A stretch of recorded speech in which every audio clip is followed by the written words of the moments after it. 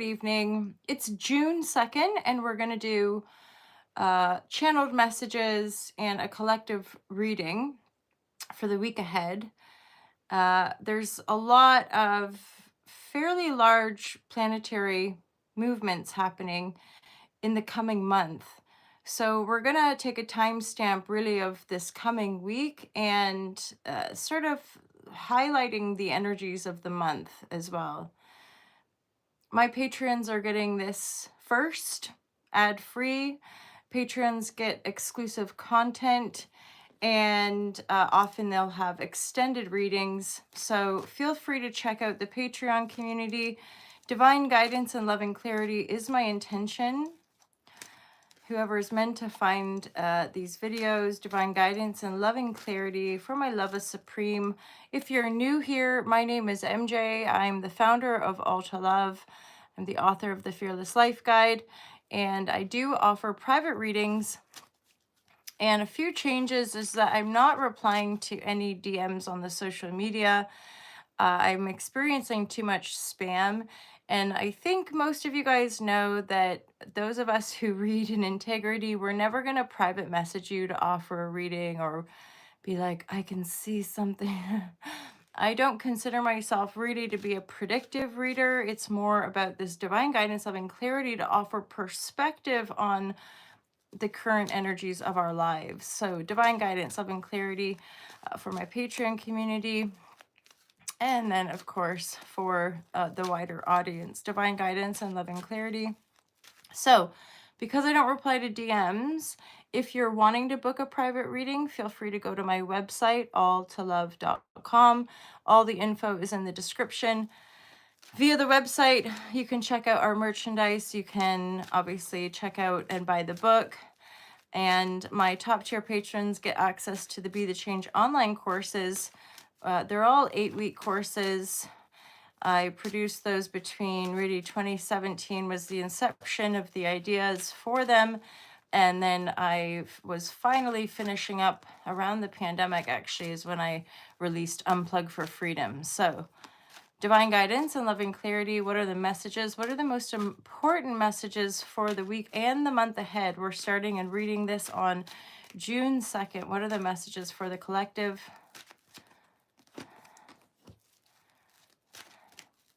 So when I say about, obviously we've got Neptune and Saturn that have moved into Aries. Now they're going to backtrack back into Pisces. I think retrogrades are awesome. They offer us perspective. They help us to really go over, like, is this what I really want? Is this what I really need? Is this how I'm going to communicate this thing? Is this contract right for me?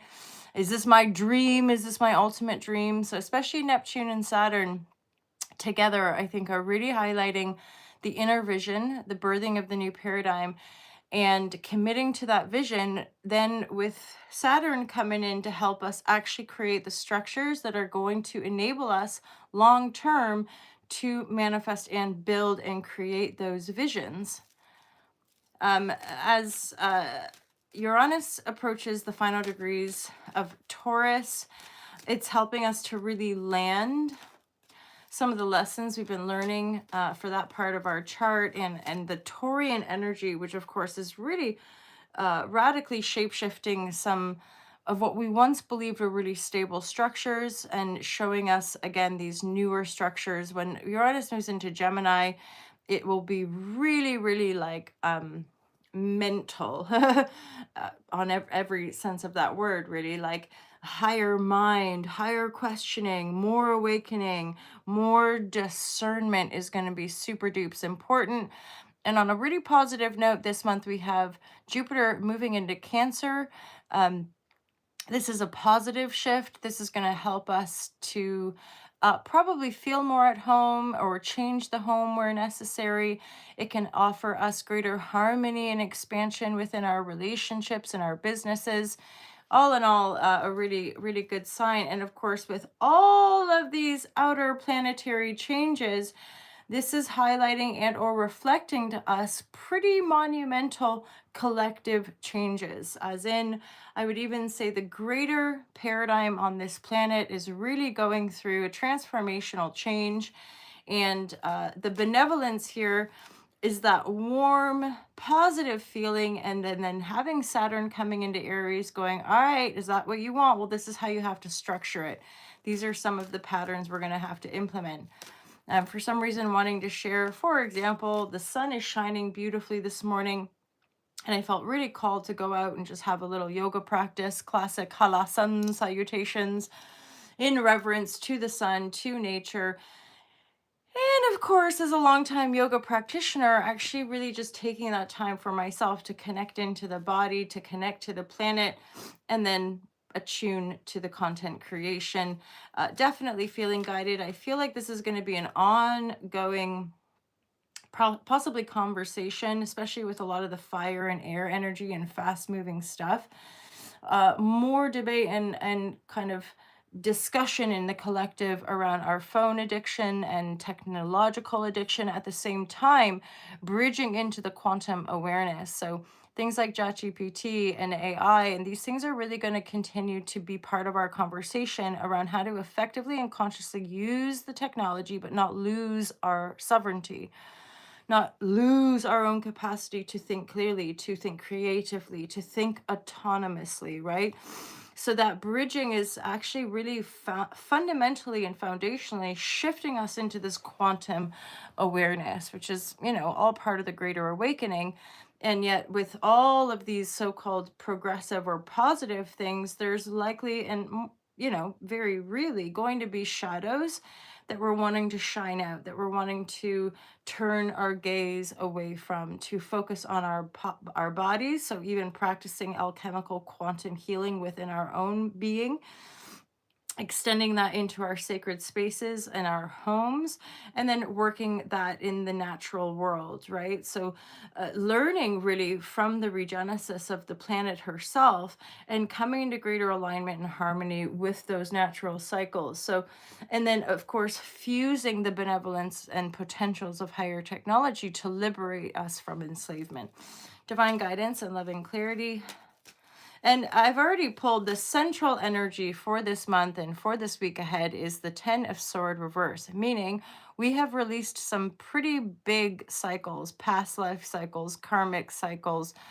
If you're looking more in your belief system of this lifetime, cycles of abuse, cycles of abandonment, cycles of betrayal and despair, where people stab us in the back, or again, like the shadows come to play and we realize this thing isn't what we once thought it was, right? Divine guidance, loving clarity. What are the most important energies?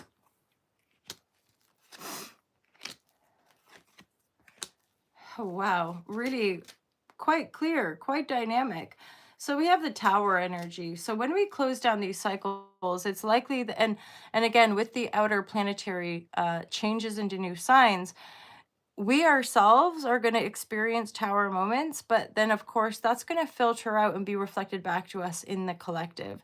More disclosure, more people going, meh, oh my God, like that isn't what I was told, or that's not the historical framework that I was educated into, or because we have so much access to information, of course, we want to be discerning. At the same time, there is that potential for greater truth that just waveform into the broader collective, and people go, "Oh my God," like these people I thought really cared about our society, they don't care about our society, or those people who I thought really cared about me, they don't really care about me the way that I need.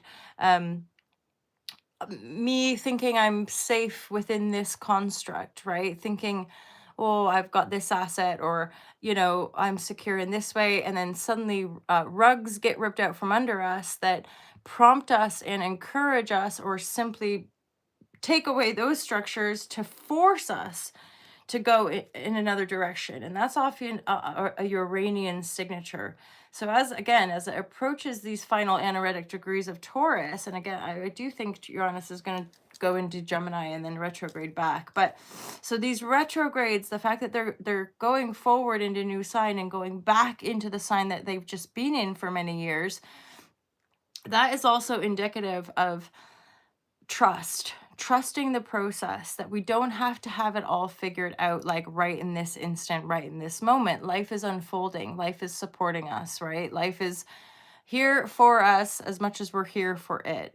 So the tower moment is also what is continuing to help us overcome past wounding, past pain, a lot of rejection and abandonment and feeling left out and feeling like we don't belong or feeling like we're irrelevant or feeling like, right, that we don't have enough or that we're not enough, right? Feeling left out, feeling pushed out, even.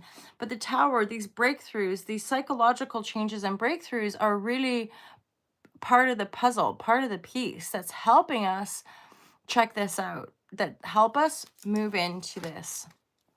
This is the 10 of Cups. This is a really beautiful, joyful abundance. Having our tribe, having our nest, having our land, and rejoicing in the bounty and the glory of a beautiful life. So, letting go of victimhood, right? Embracing it for what it is, but also letting it go. I'm hearing something come in about leaders, like new leaders are being born. Old leadership structures are falling away. Certainly, those that are more anchored in old paradigm structures, deception, imbalanced power structure, abuses or abusers, in fact, but people that are abusing their power via egoic structures that would then hurt other people, make them feel left out, make them feel oppressed, and actually coming into greater unity within self to then embrace the total unity structure of the people around us, meaning we are all sovereign, we're all powerful, we're all autonomous, and yet there's no like one's higher, one's lower, right? So we're dissolving a lot of the power structures that would have been feeding distortions, right? Feeding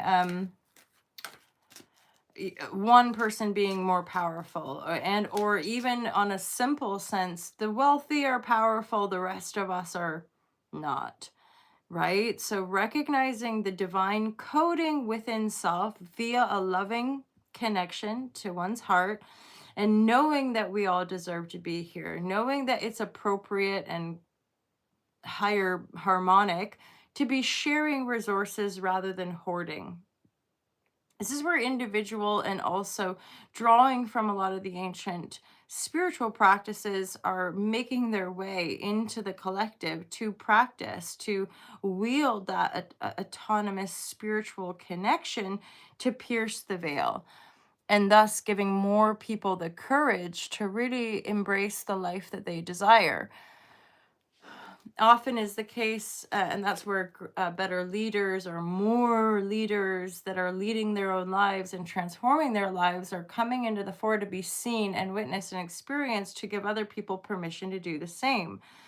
Because it's so like tricky around the discernment of putting our power onto an external structure, giving our power to a human who's got a big platform or says all the right things, and yet energetically there's still a distortion of truth, there's still a lot of ego manipulation, there's still a lot of um ego intertwined within that sense of leadership.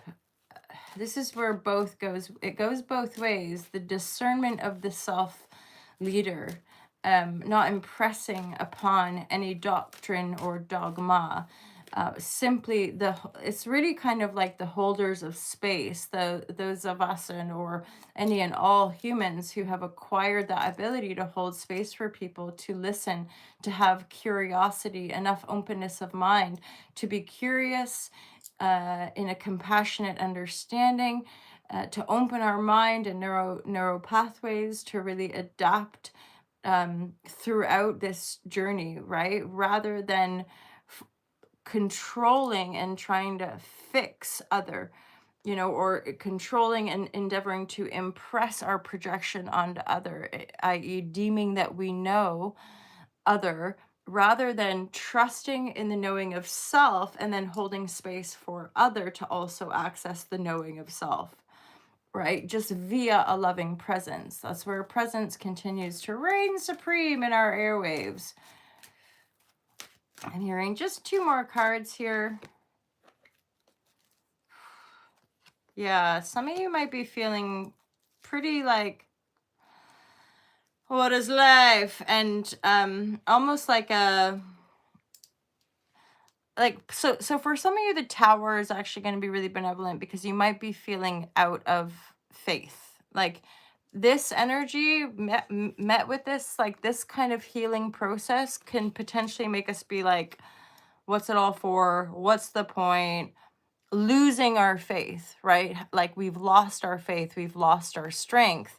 But the tower is like, don't worry, it's all being shattered anyway, right? So even those of us who might think, oh yeah, I've reshaped and reprogrammed my belief systems, even our belief systems are going to continue to change. Our belief systems are going to continue to morph as more and more of the collective is radically transforming their belief systems. And that's part of the quantum shift, as one, so all. That's the idea of a kind of quantum mechanics and quantum physics is on an evolutionary level, right? That the more people that percolate on a certain frequency, it's in the airwaves, in the quantum field, it's happening to the totality as well, in a waveform, as part of like the ability to come in on the other side and hold space for whomever is consciously choosing to shift. I'm here. So there's a emperor. As I have my sip of coffee, I'm just hearing "Good morning, sunshine." do do do do do. Don't know exactly that song, but hey ho. So the emperor is here. I get a sense of almost like a guide or a spiritual figure, maybe even a spiritual teacher holding space for the shift, for the collective. Now, again, as we anchor in our vision for a happy life, however that looks for you, there is success coming in. So there's going to be an up level, an uplift, an upshift in our energetic resources, as in, we are going to get over feeling like I have no faith and what's the point of all of this and I don't want to do it anymore. And then things are going to shake up, break up, change. We'll have radical perspective shifts that's going to suddenly make us feel pretty successful in our ability to create a joyful, happy, peaceful life. Also, for some of you, as you move into this greater success, there's going to be opportunities. The Two of Wands, one of my favorite cards in the deck. As in we're holding the world in our hands, just going, okay, now what? Obviously, following the Two of Wands is Three of Wands, where we might go travel, we might go explore different cultures, different religious structures, right? Two of Wands, we've already generated the new beginning. We've already stepped into a greater sense of success and joy. Joy in our home life, joy with the people around us, with the people that we love, right? This success is opening doors for us, opening just landing new. Oh my God, I didn't see that one before. I didn't see that opportunity because I was in the shadows dealing with the karma, dealing with the struggling and the suffering and the pain of life, and then shifting into this like, like the things we genuinely don't need are being taken away. And once we process that, it's suddenly like, actually, I feel good. Like that, having that taken away is making me feel happy, making me feel successful, right? Recognized, seen in a different way. And again, there is some kind of patriarchal father figure, emperor energy, death card, symbolic again that we are all really going through a death process. That's reflecting back over these last few months. All of this Piscean energy is representative of like, and then with the North Node in Pisces as well, it's like we are dying to old ways. We are truly shedding skins. It's also the year of the snake, and it's a year 9. It couldn't be more clear, right? Around those old structures, those karmic imprints, those old belief systems are just dissolving into the ether. And we are being called as a humanity to step into new structures, step into new quantum codes, step into new higher higher, which is really just more expanded, which is more compassionate, which is more empathic, which is more loving. And this is part of the duality of polarization. The higher the kind of collective is starting to shift, the more the ugliness, the shadows, the destruction, the pain, the selling out to corporations, like these things are just becoming more and more apparent to more of the collective, shifting more people into their healing regenesis. So we're dying to the old, and if we're not doing it consciously, the structures will be ripped out from under us. And that might seem alarmist, and yet most of us just living life recognize this is seemingly part of the human experience. When something's not meant for us, if we don't usually take that springboard action to move in a different direction, life will be like the patterns of life will make it so fucking obvious, and or even like destructive to a certain degree. Like you're being guided to leave a job and you don't leave a job, and then it gets worse and worse and worse, or the abuse gets worse and worse and worse until finally something happens to go, all right, well, you didn't make the choice 6 months ago, so we're going to make the choice for you. And then once we set forth, once we get on that new path, we can look back and be like, oh yeah, that was always meant to go down that way. That was never meant for me, or it was never my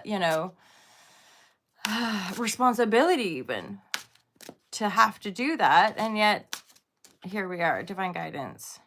There's definitely people coming in. There's the Lover's energy as well. I saw the King of Pentacles. I've seen the King of Wands and the Queen of Swords. Getting perspective. Feeling more abundant. Knowing we have the vision to create the life. And for some of us, there's new resources coming in. If even new ideas, new pathways. Like, oh my God, I never saw that. So now I'm going to move in this direction. I'm going to float around on my castle in the sky. It gives me a higher vantage point so that I can see and navigate accurately, right? And then the King of Pentacles here is really just saying we have all the resources we need. It's an aspect of structuring those belief systems as well via nature, especially in the Northern Hemisphere now. You know, it's spring, it's nearly summertime.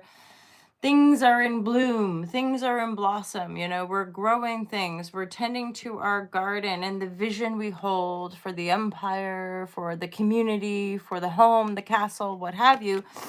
We're kind of scouting new location maybe, or scouting higher visions of what our lives could really look like. I'm going to now pull from all the decks and just see what are the final messages, divine guidance and loving clarity. Wow, I had a feeling that card might come out. This is the success card in the Zen Tarot, the Osho Zen Tarot. And I want to just get a read for Buffalo. Buffalo's come in the reverse, so I'm going to read the reversal. Buffalo reversed brings a warning that you are taking people and situations for granted.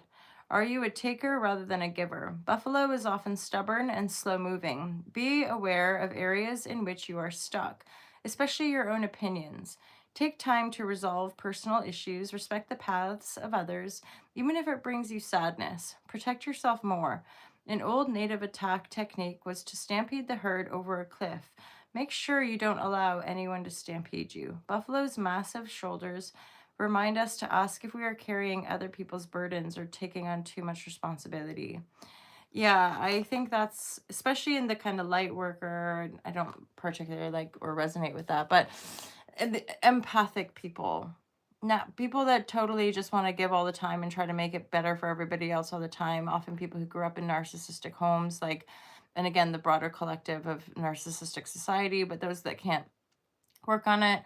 There's something shifting about really honor yourself, you know, like be aware of what works for you, what doesn't. And if other people don't like the fact that you don't want to take on that responsibility for them or give so much, There's the profound lessons where towers come down, right? There are really truly certain things we can't do for other people. We can't go into people's mind and heart and body. We can't, not, I would say, like, in integrity. That is autonomous. That is each individual's divine path, right? That we ourselves are responsible. Yeah, we can amplify and we can work together and all that kind of stuff, but that's part of the shifting paradigm, is that we're not codependent. We're not responsible for someone else's joy. We're not responsible for reflecting something to anybody else. We're not, and that goes right down to the time and the energy and the attention that we're giving one another and what we're actually taking on energetically via those exchanges.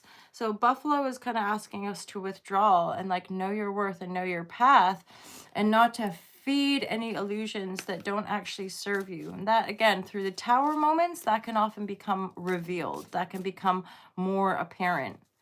There's a full moon in Gemini, or pardon me, this month of June, not this week, but I think it's around June 11th, there is a full moon in Sagittarius, which is meant to be like a highlight, not just of this month, but of the year.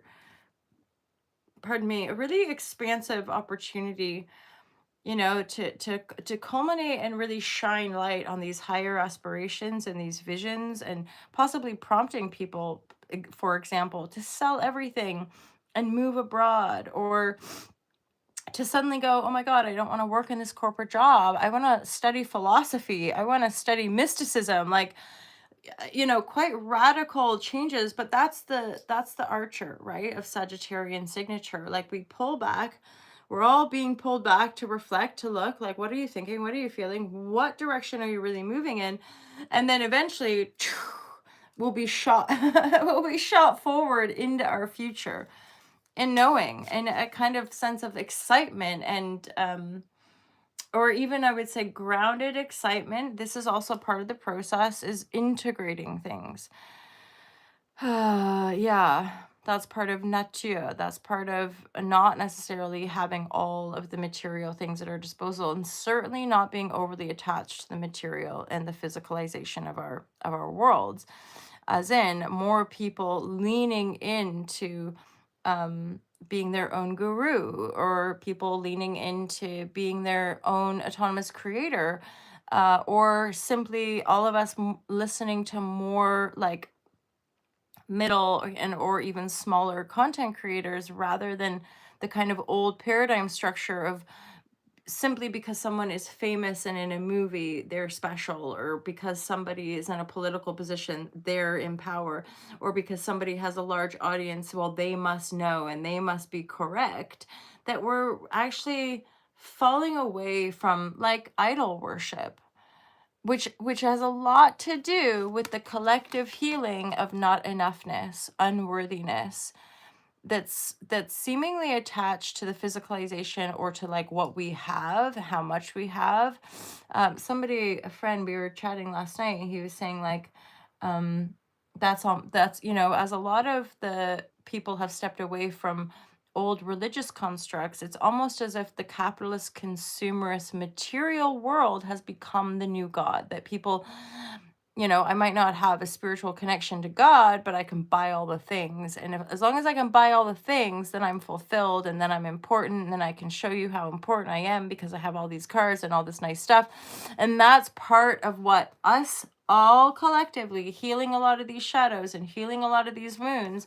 It will certainly shift the power plate, so that people that just want to hoard and extract and take, just through divine intervention, a lot of these power plates are kind of changing hands, so that people who genuinely care about their community will be likely granted through miracles the divine access into the resources to share those resources, to inspire other to also open their hearts to receive greater resources for the simple life. Because that's another thing, even though we've got all this progressiveness and this technology and all this intensity of information and noise in the collective, a lot of the shifting is actually just coming home into simplicity. And as far as it's this destabilization, which is seemingly overcomplicating, it's not actually that complicated when we're anchored in our truth and in our heart, right? So there's a sense of coming home into simplicity and remembering those practices that ground us into that and relating to nature. Spending more time in sacred solitude, spending more time in quiet reflection, doing our journaling, right? Self-care. I always get a sense of self-care. Wow, 3 times we have the Six of Wands energy coming through. Somewhere over the rainbow. There's something here that we're really overcoming. There's 2 rainbows. So we're bridging into maybe even on a simple sense, just feeling lighter. Okay, like just feeling more successful. But in this death process, in this regenesis, in the healing of the shadows and the painful cycles and etc., we are then wrapping ourselves in this blanket of pampering, of self-care, of then growing our own magic skills as well. There is possibly a humbling as well.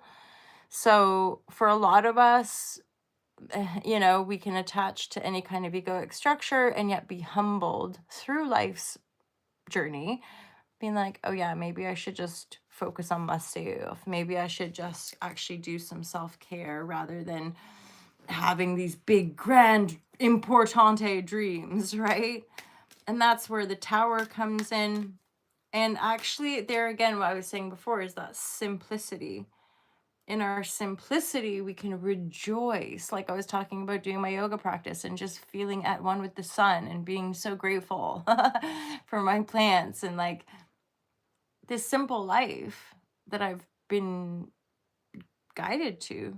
Truly, I could share the story with you sometime in the miraculous unfolding of finding this little country container and then the continual unfolding of growing within that container.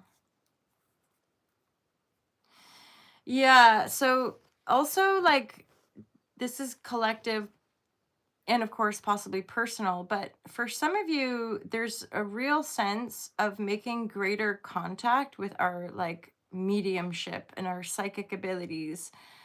Or for some of you, you might make contact with a medium.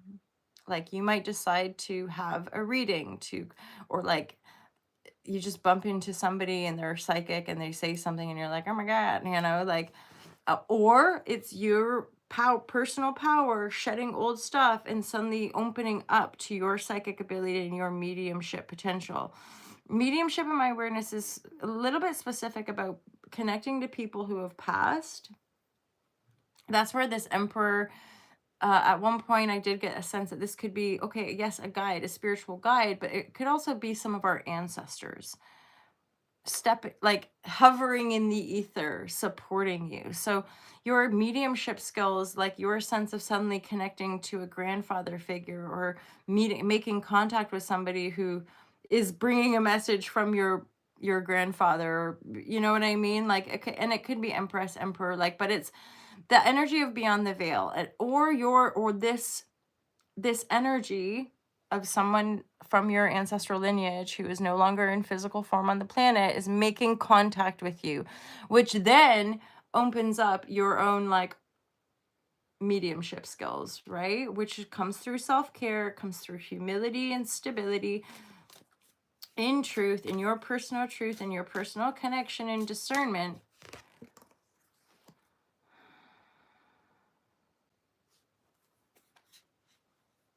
Yeah. Now the Sun card. The Sun card here is actually really invoking that sense. There's some nice energy, like cultivating. Okay, there is like coming to ground, reverence to the sun and the elemental world that's helping us to cultivate deeper grounding with that Taurian energy, because a lot of the external old structures are like wobbly and shaky and kind of scary, trigger fear, fear, fear, and that beyond the veil, even on the invisible realms, as more people enliven and awaken to their central sun, to their connection to the totality that all it is in the quantum realms, that we're able to cultivate the ground. We're able to live and exist in our peaceful, happy life and feeling successful. And I'm just getting that too, because there's so much success energy here. I really am. Oh, that's a sword. That's well, still, that's moving beyond, right? And then because I'm wondering, wait, is that the wand? Yeah, because there's another six. There's another six of wands. If this is a six of sword, I think I've always gotten that wrong. But overcoming, moving forward, moving into greater success through the liberation of our own transformational process, getting ready to fly free, kind of thing. And the message I was getting, that for some of you, this is actually creative success in a creative endeavor, a project, something you've been working on. And that success is then generating and creating more opportunity for you.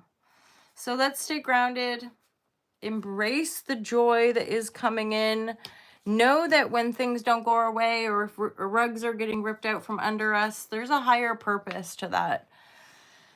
Truly, and even if we feel like we've lost our faith, know that even in those moments, things will come in to go, come this way then, or do that thing, right? And trust in the guidance that you're receiving. For some of you, you might get guidance beyond the veil, as in some kind of visceral mirror and reflection of a past relative, or it's the guides, the angels. Again, energetics in positions of greater power. And that aiming of simplicity in the joyful benevolence of a simple life, right? All right, that's the reading. Let me know if that resonates with you guys. Have a wonderful week ahead. Some of you know that next weekend I am traveling to Canada to visit family. I will endeavor to keep posting certainly a weekly update. Otherwise, yeah, some of the scheduling might be a bit off, but we're still putting a bit of content on Instagram and Facebook. But I'm going to just remind you, I'm not replying to DMs. I would never ever send a DM on any of those platforms. And at this moment, the only way to stay in touch is through the website, and or the only way to book private readings and to work with me is through my website. So feel free to subscribe. I tend to send monthly or bi-monthly newsletters and little philosophical internal dialogue blogs that I'm writing again. But yeah, otherwise, if you want to do yoga with me online, if you want to book a tarot reading, you are welcome to. Please feel free to book that through the website. And when you're making a booking, all of my readings at the moment are pre-recorded videos, where really just feel free to send the information when you're making the booking about a theme and or whether you want the general reading. And of course, some of you know I'm now offering intuitive transit readings. So like looking at your personal birth chart, bearing in mind you do need to know your birth time, your date, and place of birth. And then I look at the current astrological transits, and I tend to sit with the chart for however long and just allow the kind of intuitive hits, and then do a cross-referencing with the tarot cards. So that's a relatively new-ish service. And otherwise, they're just different times. I tend to usually do longer readings than what is written on the website. And then I do have a couple slots for online yoga clients. If you're wanting to practice yoga once a week, once a month, I do half-hour slots. Sometimes those are more like 40 minutes, 45, but I tend to stick to a half an hour slot. And really just to keep us accountable and keep us in our bodies and holding space as a longtime yoga practitioner. So feel free to check all that out. Love you guys loads. Have a wonderful day. Have a great week ahead, and I will see you next time. Take care.